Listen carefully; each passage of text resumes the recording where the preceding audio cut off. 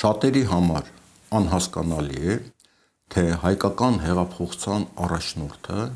ինչու է արշավ սկսել եկեղեցու դեմ։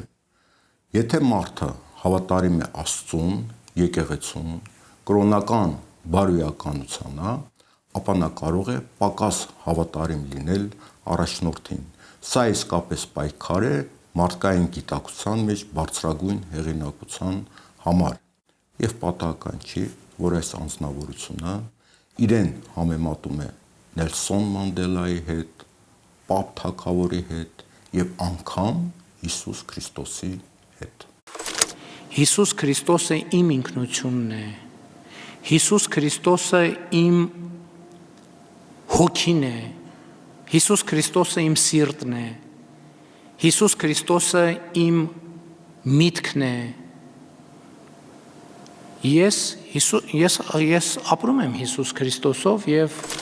Հեղափոխության երբեմնի առաջնորդը ստիպված է դուրս գալ փողոց եւ խոսել մարդկանց հետ։ Ես ձեզ հետ կխոսամ տենց, ես տենց կխոսամ ձեզ հետ տենց, ու ես քարտեզի մասին տենց կամահարանքով չխոսակ, որևէ մեկը։